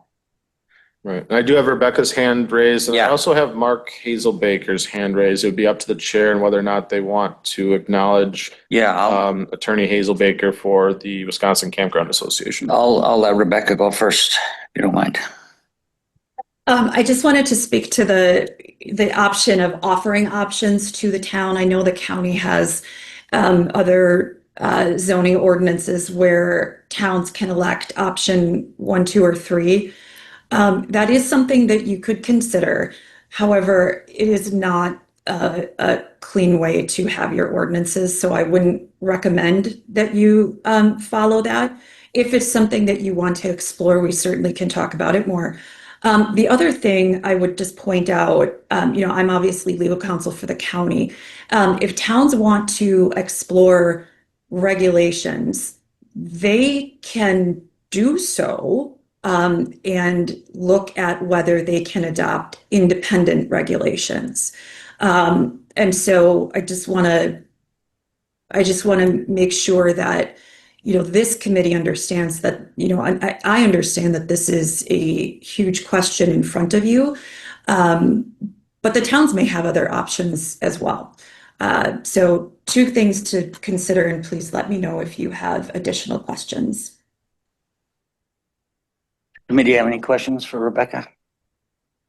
No? Do you want to hear from? Mr. Magnuson? Yes. I agree with Rebecca. It's our job to define the option that we send to the towns to get a yes or no from them. Otherwise, it becomes kind of complicated with all the different towns' versions of what they want. My thought on this whole thing is let's meet somewhere in the middle. At 30%, let's meet in the middle. Let's go 65%. Let's meet in the middle between 30% and 100%. And hopefully that flies with everybody a little bit better and gets passed. That's, it's not a, I don't know if that's a magic number, but that's meeting in the middle on the 2 different opinions of it. Well, so I think we should define just change some slight wording in option F on that and send it back to the towns for their blessing and see if we get it. There's one other issue on that option F there. I guess I would like to see the campground be able to provide a cement slab from to park these park models on too, instead of parking them on the ground. So I really strongly think they should be allowed to have a 4-inch slab to park them on, but that's my opinion too there. So What can we put together, send back to the towns? Right. So, I mean, you do have quite a bit of discussion of what you want to send to the towns. I mean, we could send them multiple options. We can make a new option E and see if there's any, traction on that as a meet in the middle. We could send the same option.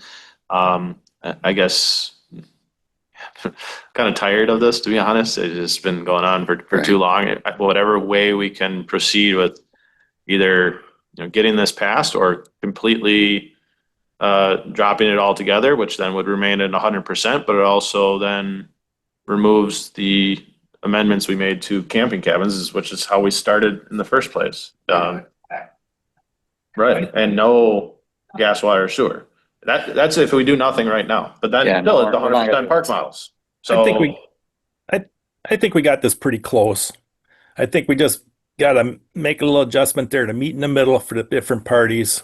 We can't go 100% one way or the other. I think we should meet in the middle, send a defined option to the towns, asking for their blessing. If we start asking them for all different types of options, we're going to be as confused as ever. Sure. All we want is a simple yes or no from the towns. You got to keep it simple, and we're almost there. I mean, the option F is very good the way it's written out. So we're almost there, guys. Let's just modify it slightly and send it off. Mr. Karyainen or Mr. Savitsky, do you care to? You know, you guys are thinking I pretty think hard the over there. percentage is what everyone's was holding up on all the municipalities, and I think we should send out 2 or 3 options and have them fill in that blank and send it back to us. If we have to listen to Rebecca and like she recommends is sending it back to the towns, if they could give us an answer of what percentage of 2 or 3 options, Yeah. like we said, 50%, 65%, or the 100%, I think that's what's holding up this whole decision. So everything else is just, but I do think we have to listen to her, of course, but I think we have narrowed down to 3 percentages, and I think those are the 3 percentages that I would go with: 50%, 65%, and 100%, and go from there. 30%. Wasn't it 50% is what we sent out originally? 30. 30, yeah. 30, 50, and 100. Would you? Mr. Karyanen, just a second. My question is, were the towns aware that this, whatever we do, does not apply to existing campgrounds? Good question. Yeah, it is a good question. That I'm not sure. I'm sure those zoning committee members that are also town board members understood that. Mhm. But I'm not sure if the other vast majority of towns realize that. I don't think the other vast majority of towns realize that right now, if we don't do anything, it's 100%. If there was a campground expansion, it would apply. And if you listed it as a specific condition, yes. Then again, there's another legal question on whether and Rebecca and I talked about this, if a campground owner was smart, they would do a separate conditional use permit as a phase 2, in which the phase 2 expansion would only have the limitations on it. Their existing phase 1, you would not be able to further condition, as that was a previously approved cup. So you talk about expansion, the expansion, again, if they did it as a phase 2, it'd only be limited on what their expansion is requesting. Rebecca, can you comment on the sending some options back to the towns and getting their input on that?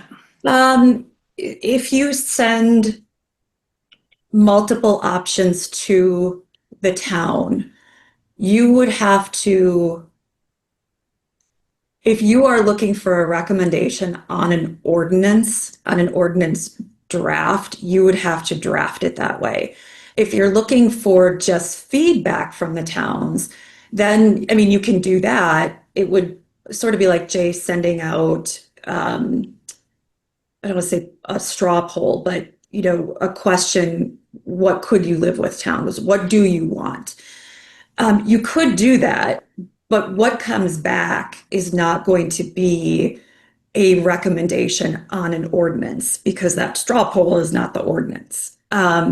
So it would, if you send that kind of polling question to the towns, you are not moving the ordinance process forward. From a legal standpoint, you're moving it forward because you're getting input from the towns, but it's not an ordinance that is actually on track for approval. So it would, you know, sending that straw poll would cause delays if that's a concern. But couldn't this committee recommend sending option F, sending option E with 50%, sending option G with 65%, and then have them vote on that? And then when that comes back, the official public hearing would be to recommend approval of one of those options?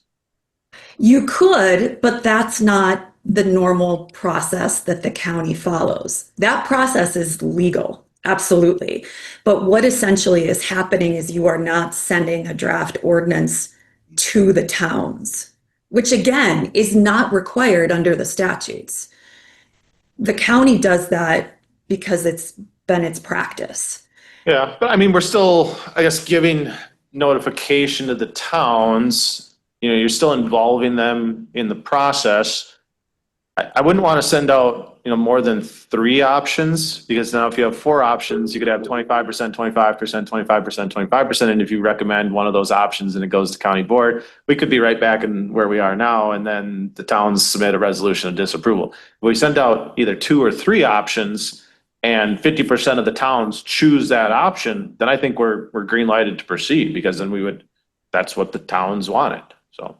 And that would be appropriate. I just want to make sure that everyone, including the towns, understand that if that process is followed, by submitting their, by a town submitting its preference, it's not making a recommendation on an ordinance draft.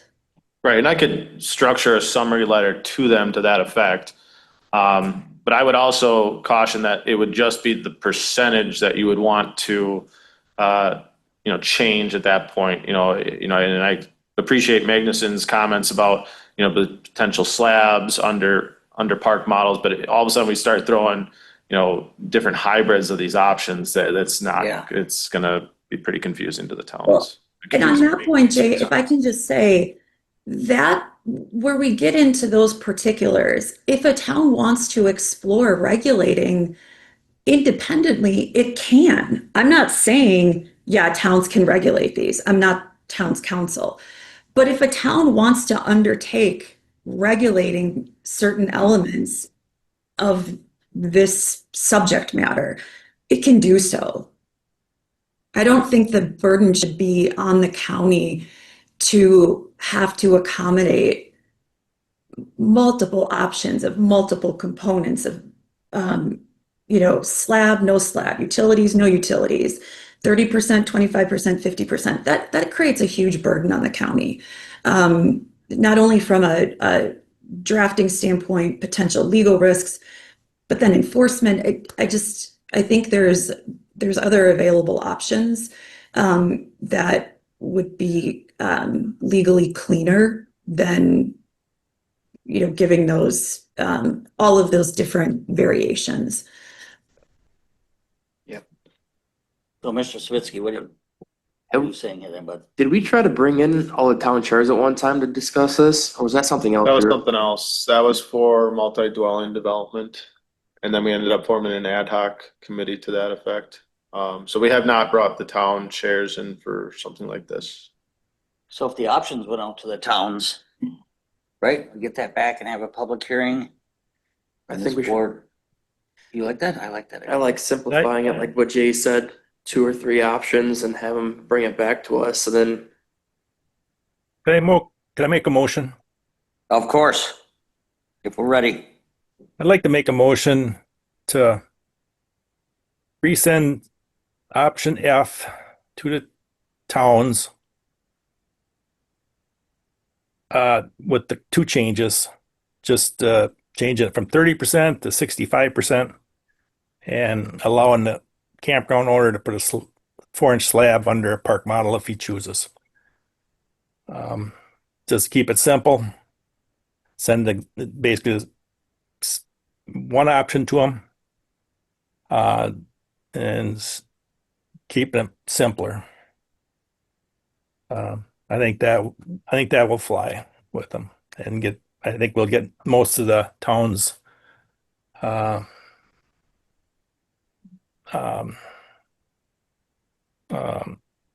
think we'll get a majority of people agreeing to that.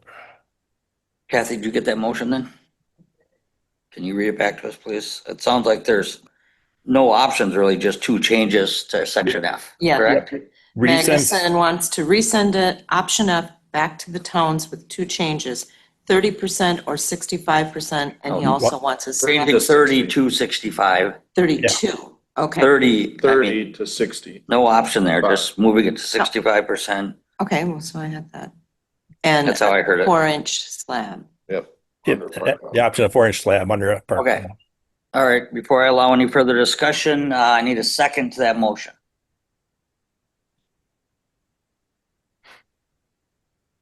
Is there a second to Mr. Magnus's motion? I'll ask one more time. Is there a second to the motion? Okay, I don't see a second, so the motion fails, but I've got it back in the committee's hands for a motion. Mr. Savitsky. I think we have to make a motion to follow the attorney's recommendation and send it back to the towns with 3 simplified options of 30, 50, and 100. Is that a motion? Yeah, Yeah, 30, 50, and 100. 50, and 100 regarding park models Percentages, yeah. percentage. Correct? Percentage with occupancy or? Correct. Percentage of permitted sites. Okay. 30, 50, and 100? Yeah, those, yeah. I know that 65 was being thrown around too, unless other three supervisors thought different on that one, from 50% to 65%. But because the county board voted for 100%, then 30% was the original. I think we should keep those two in there. But I'd make that motion of 50%, I guess. Meet in the middle. Do you have that, Kathy? Can you read that to us, please? Motion by Savitsky for three options, 30, 50, and 100% permitted sites sent back to the town. Would your motion then be park models are allowed, let's see, camping cabins and park models shall not exceed the combined maximum? Would that be either 30, 50, or 100? Would you keep in that combined? Yes. Okay. You got that changed, John? Keep it as is. Keep that. Yeah. I'll second that. Yeah, ask a question. Yeah, 1 second. I got a motion by Mr. Savitsky, second by Ms. Wilson, and I'm gonna have you read it back real quick, Kathy, and then I'll go to you, Mr. Magnuson. Motion by Savitsky to have three options, 30, 50, and 100% to be for permitted sites and to send back to the town. Wilson second. Okay. And then that would 30, include 50. the public hearing next month and, correct? Yeah, and I mean, ultimately, we'll get these responses hopefully back from the towns. Hopefully, one of those three options have more than 50% of the towns. Yep. And then it would be, well, I guess we'll see, but it would be my recommendation that you would accept and move forward that. But again, taking an additional public hearing, Right. because again, this options that we're sending out to the town doesn't bind you at all. Right. Because We just want their input. right. And I mean, ultimately, during the official public hearing process is really where you should be taking that input and using that information to bring it forward to the county board. Correct. Now, towns are a big player in this because again, if we go to county board and it's 50% and it was a close vote between 30 and 50, you may end up in this resolution of disapproval act again. But I think you have to take in information from everyone, from legal counsel, from the towns, from the general public, from campground owners. It is, you know, somewhat of a hot button item for whatever reason. So Yeah. Okay, Mr. Magnuson, I'm sorry. Go ahead, sir. Oh, that's all right. I must have misheard Rebecca there. I don't think that's what she recommended, was throwing out three options to the towns. I thought she recommended that we be more specific with our ordinance and define it ourselves more and presenting one option to the towns. I thought that's all I heard her I describe. think we wanted the town's input, but Rebecca, can you comment on that, please? Yes, thank you, Supervisor Magnuson. That is absolutely correct. My recommendation is not to send the three options to the town. My comment was that if you choose to do that, which you can, it's not a violation of the law to do that. My point was that it's not a town recommendation on a draft ordinance. So that was my concern, but it is not my recommendation that you send multiple options. Again, if you choose to do so, you may. The other thing I want to point out is next month when we reconvene for a public hearing and we've got the town feedback, and with all due respect to Mr. Kozlowski, say we've got, I think we've got enough to meet, the 50%. I think we've got enough town votes for 50. That is not good enough to meet the legal requirement of a rational basis for your ordinance.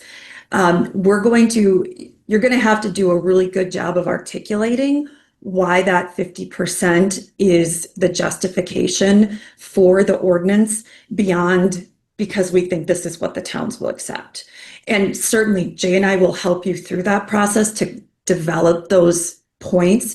But I just want everyone to understand that coming to the middle ground and getting something that the towns will agree with, you need more than that as you're adopting a new ordinance. You need to have a rational basis that furthers the public health, welfare, and safety.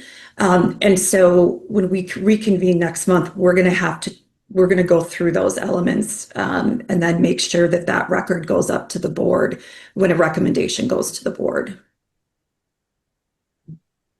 Okay.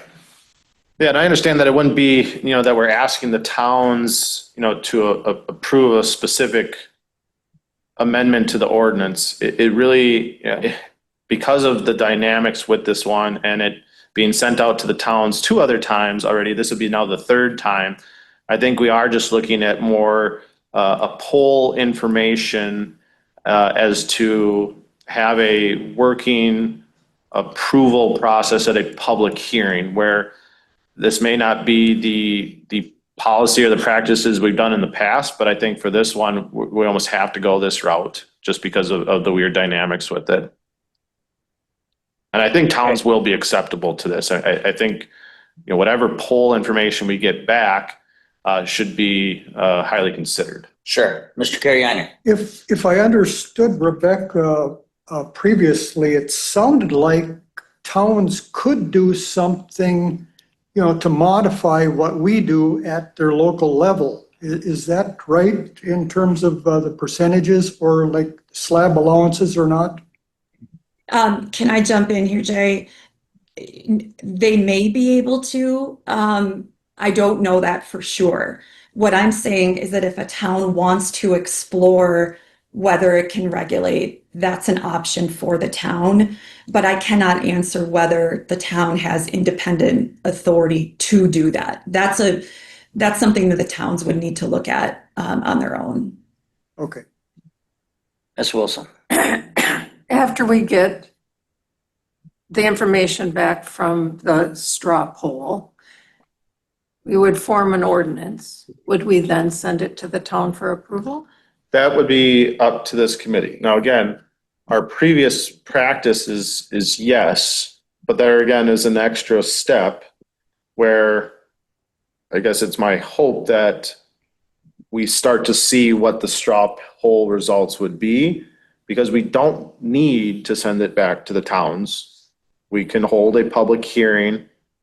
This committee then makes a recommendation to county board. County board can do what county board wants to do. And then after it's enacted, that would be another opportunity for the towns, if they were so inclined, to submit resolution of disapproval, and they would need 50%. Again, my intent or my thought process here is, well, hopefully those straw poll results will limit the 50% resolution of disapproval if we proceed with that course. Does that make sense? Yep. So the previous resolution disapproval that came to the county board chairman, did that have more than 50%? It did. It did, yeah. All right, so I got a motion on the floor by Mr. Savitsky, second by Ms. Wilson. Kathy, you want to read that back? And then if we'll ask for any further discussion. Yep. Motion by Savitsky for 3 options. Thank you.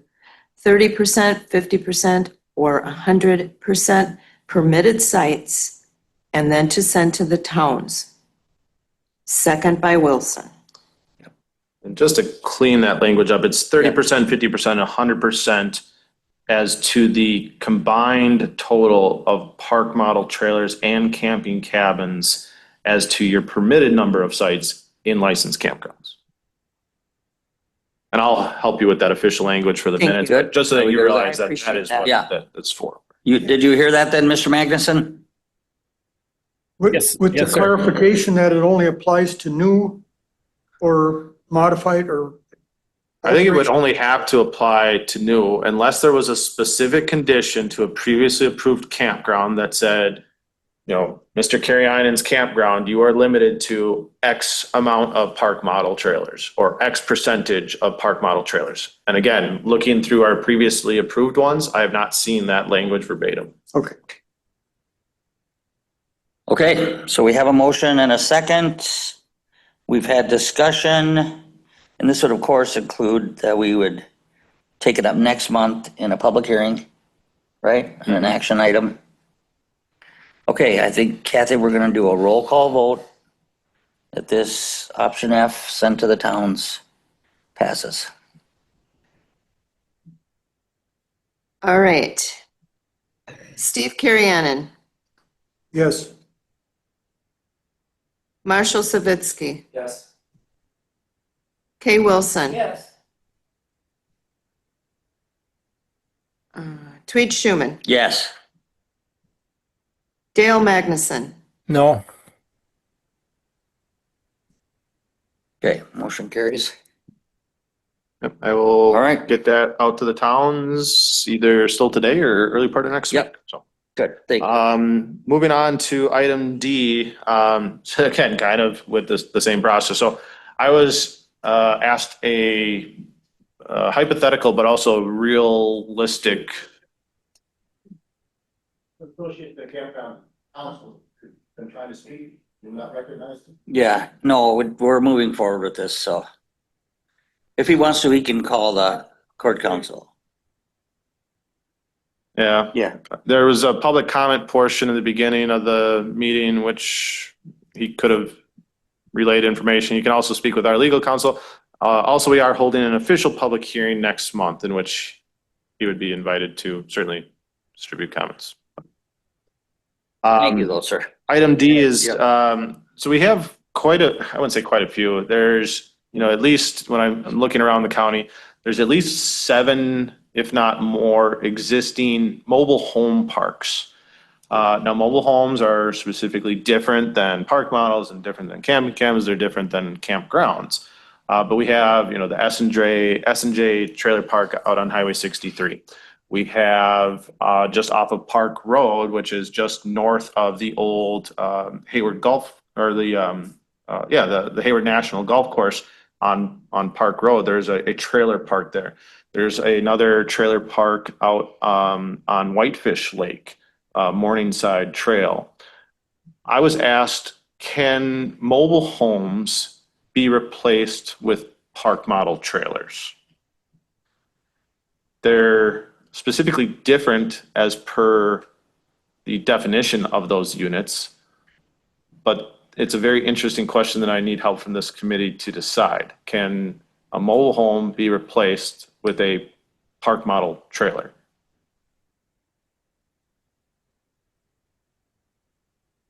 Or a tiny house. Or a tiny house, right?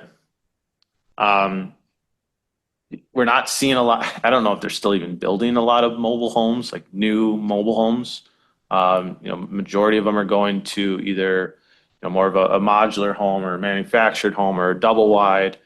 You don't see a lot of mobile homes, at least in my experience, and maybe someone else can speak to that effect. But could a true mobile home, a 1985 mobile home, be replaced with a 2026 park model trailer in that same location? It would probably be less in size. It probably would be more aesthetically pleasing.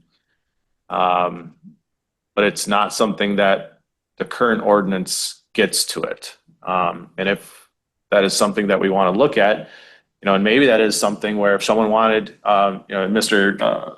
Steve Bodenschatz had given this, this type of diagram here, where maybe if it is campgrounds are only limited to the 30% or 50%, and someone truly has type of this design, maybe that's something that's more palatable for a mobile home / park model park, and get approvals not through a campground, but through a mobile home / park model park. So just wanting to fire that up in that conversation, because again, there is an active pending sale on on a mobile home park, and I was asked that question, can I replace mobile homes with park model trailers? And I said, I don't know, let me ask my committee. Committee? You want discussion here now or just? Yeah, I guess, something to think okay. about till next time? Discussion, because generally I'll take your open discussion to either come up with potential draft ordinance moves moving forward, or at least inform an individual, that's potentially looking at doing this, that, yeah, I mean, this is something that we can get behind, because it is, probably less obtrusive and more aesthetically pleasing to remove a 1985 mobile home out of there and put in a new park model trailer. I can't think of any reason why we wouldn't, allow it, because, I mean, size-wise, in terms of its impact on the environment and everything, it's, seems to be a no-brainer.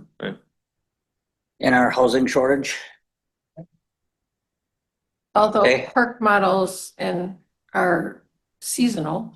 I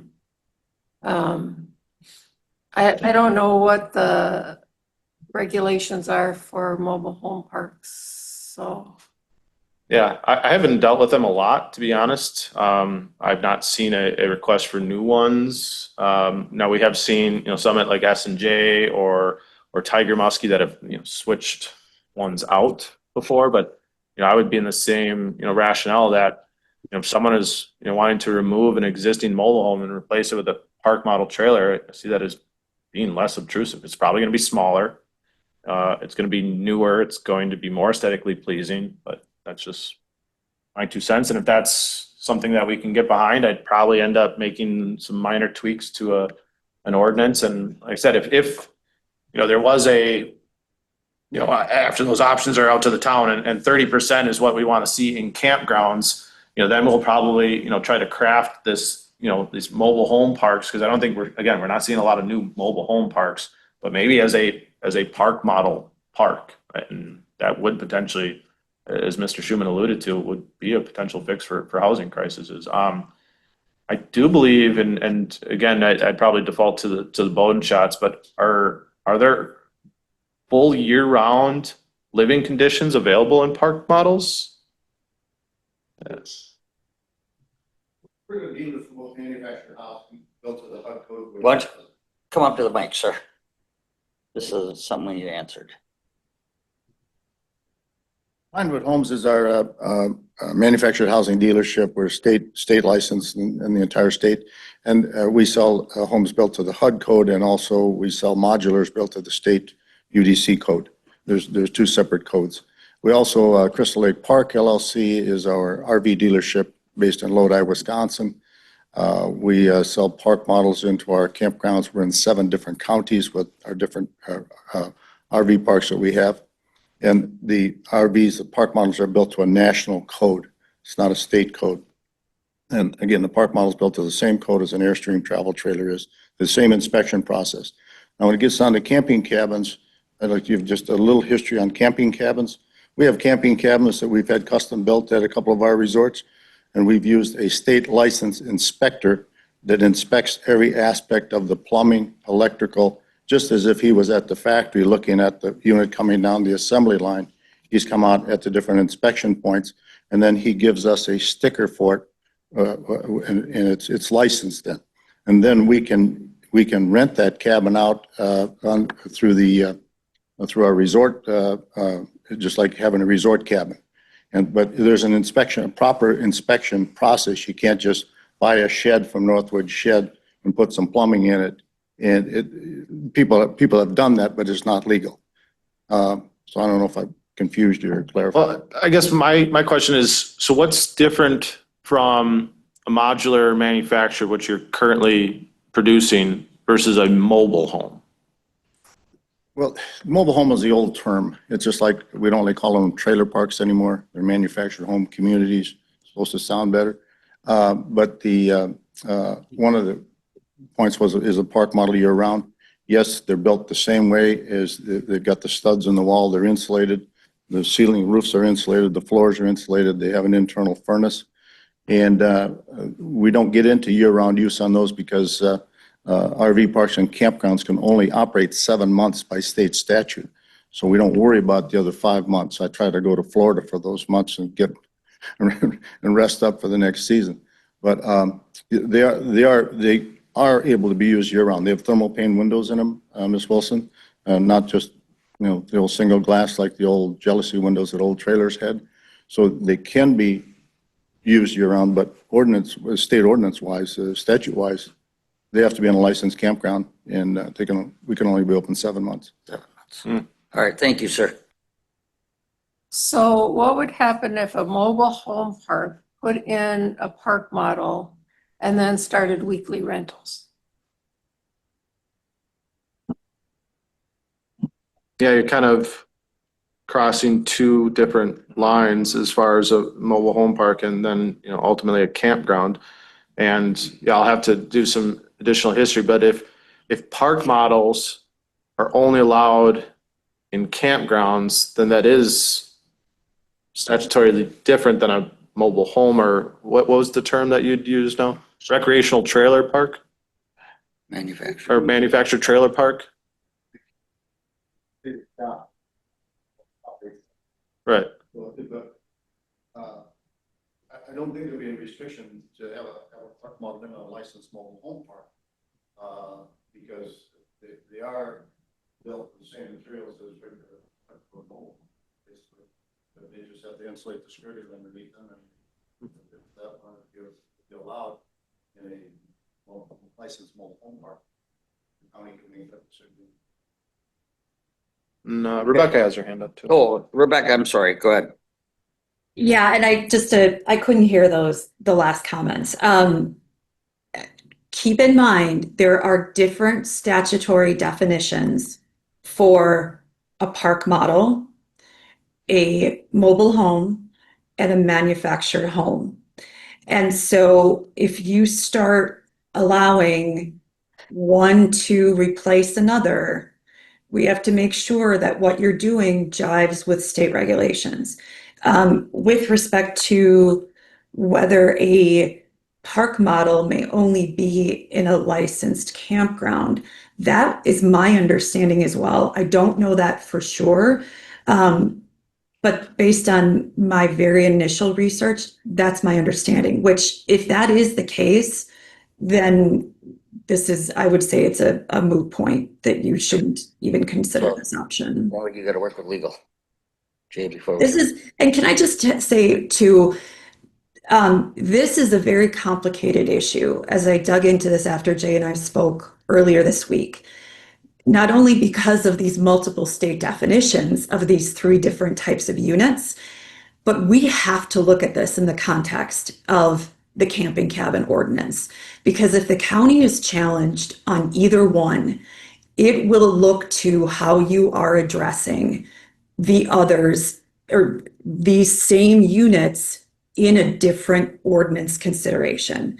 So I just want everybody to be aware of that. Yes, they are 2 separate issues, 2 separate potential ordinances, but given the circumstances, I think we need to be very cognizant of how the discussions interface. Yeah, I guess I'd like to further that discussion with you at a later date then, Rebecca, because, like I said, I'm not seeing a lot of mobile homes being replaced in mobile home parks, and if they need an additional conditional use permit to have some type of hybrid mobile home / trailer park / campground approval to then have a mixing of mobile homes and park models. Maybe that's one way to get it there. But yeah, I guess I'd like to further that discussion because again, I've been, asked by an individual that is, considering making a multi-million-dollar purchase on a existing mobile home park and doesn't like mobile homes. So. Got it. Okay, did you get enough discussion? I did, Committee then? yes. That was wonderful. Thank you. Committee, all right, thank you. Any new business that may come before the board? Mr. Magnuson? We're at our new last bulleted item here, sir. Okay, what's that? We're at our last bulleted item. Any new business that may come before the board, which we don't have any now.